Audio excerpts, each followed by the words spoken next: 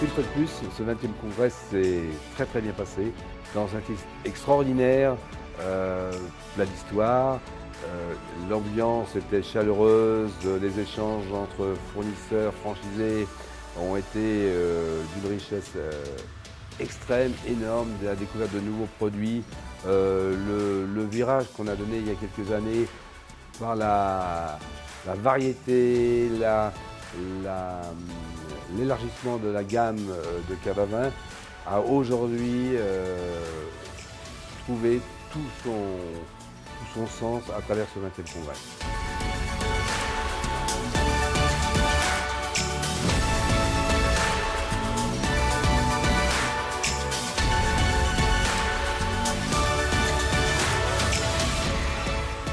Le cloître est un lieu vraiment fabuleux pour déguster nos belles merveilles françaises en ce qui concerne le vin et puis nos alcools également, bien qu'il y ait aussi des whiskies et des rhums. C'est vraiment très agréable de se retrouver aussi parmi nos confrères qu'on ne voit pas tout le temps, de retrouver l'équipe qui nous a aidés, qui nous a lancés, qui nous a mis sur pied.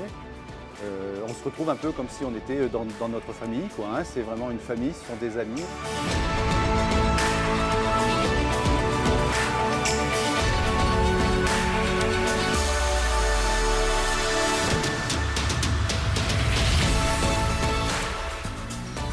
Après 16 ans, on se retrouve. La plus grande difficulté, c'est de dire bonjour à tout le monde, parce qu'on connaît quand même pas mal de fournisseurs. C'est vrai qu'aujourd'hui, on a quand même des fournisseurs qui sont relativement fidèles à l'enseigne. Ça fait plaisir aussi de voir les nouveaux fournisseurs qui sont là. Et c'est plaisant aussi de voir les nouveaux franchisés, parce qu'on est de plus en plus nombreux de chaque année. Et il y a beaucoup de franchisés qui sont passés aussi dans mon magasin, donc les retrouver sur le congrès, c'est un moment important.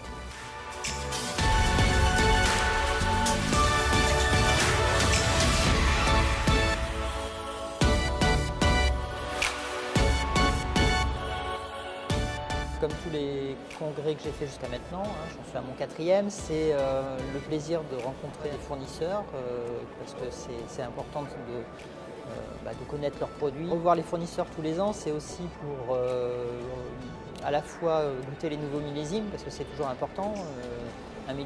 D'un millésime sur l'autre, on peut très bien avoir des mauvaises surprises, donc c'est important de suivre cette partie-là.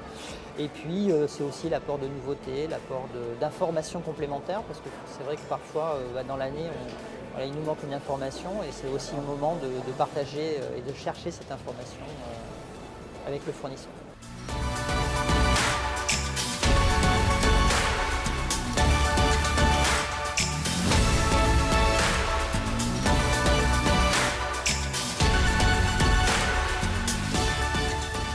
Rencontrer nos partenaires vignerons ou distillateurs sur un même lieu, sur une seule journée, donc 250 vignerons. Et donc ça permet de goûter les nouveaux millésimes, les nouvelles cuvées, d'échanger avec eux, d'essayer d'avoir des petites anecdotes qu'on peut raconter demain dans nos caves à nos clients. Et ça nous rend plus forts et plus professionnels. Ça permet d'échanger sur nos expériences personnelles. Et même chose, toujours d'être plus professionnel et d'être plus fort demain dans nos magasins. Et c'est ça la force du réseau Cave à Vin. Nous nous sommes fixé un objectif il y a déjà 2 ans, d'être à 170 points de vente fin 2018. On est sur la bonne voie et c'est vrai que les franchisés sont de plus en plus motivés à participer à nos congrès. Pourquoi? Pour la découverte, pour les échanges qui se passent dans ces 2 jours, qui en fin de compte leur permettent de se ressourcer et de s'imprégner en fin de compte du plan d'action de la tête de réseau pour les 2 années à venir.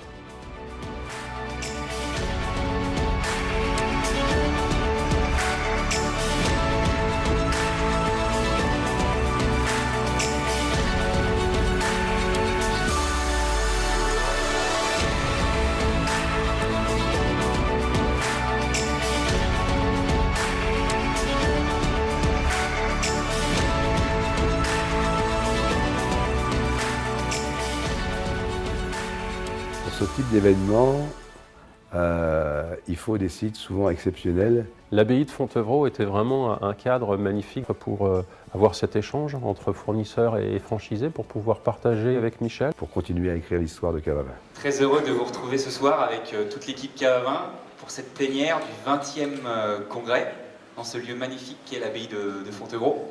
S'il vous plaît, mesdames, messieurs, je vous prie d'accueillir monsieur Michel Bourrel, notre président directeur général.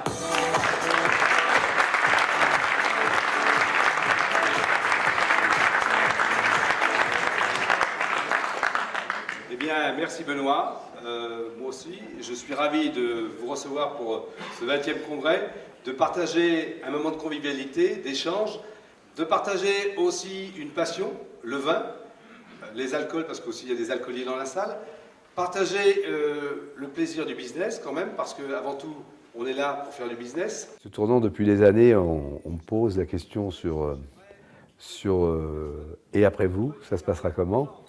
Et ce après vous est jamais dénué de sens, parce que quand on est dans un réseau, on a toujours peur à un rachat par un autre groupe, à une fusion, à l'arrivée d'un fonds d'investissement, enfin tout ce qui fait qu'aujourd'hui l'économie évolue, l'économie de la distribution, et c'est vrai que cette année c'était le bon moment pour présenter la personne qui va réécrire la suite de l'histoire Cavavin. C'est mon gendre, Olivier Mermuise, qui vient de nous rejoindre il y a 1 mois et demi et qui va continuer à porter haut et fort les couleurs de l'enseigne à travers une stratégie de développement sur la France, mais aussi à l'international. Je suis Olivier Mermuise, j'ai 45 ans, 21 ans d'expérience, pas dans le vin, mais dans du management commercial et marketing, beaucoup à l'international, ce qui m'a permis de pouvoir travailler avec des équipes du monde entier. C'était mon premier congrès officiel sur l'estrade et sur cette rencontre avec nos fournisseurs et nos franchisés. C'était en fait mon 7e congrès, c'est mon 2e congrès à Saumur, puisqu'en 2007, j'étais déjà là à titre de visiteur. On n'imaginait pas à ce moment-là, avec ma femme Alexandra, la suite de l'aventure. En tout cas, j'étais ravi de ce congrès, j'étais ravi de pouvoir rencontrer tout le monde, d'échanger après la plénière et encore le 2e jour, avec des cavistes très sympathiques, avec pas mal d'idées, avec des gens qui viennent me voir en disant on va pouvoir faire ça, on va pouvoir faire ça. C'est très intéressant, les gens rebondissent tout de suite sur ce qu'on dit pendant le congrès. Et j'ai vraiment senti le côté famille. Évidemment, pour moi, c'est une histoire familiale, mais c'est aussi la franchise, je trouve, une histoire familiale dans la relation avec les personnes, dans ce qu'on partage autour de la passion du vin, du conseil et la sensibilité qu'on a à mettre en avant le vin, l'histoire qui va avec.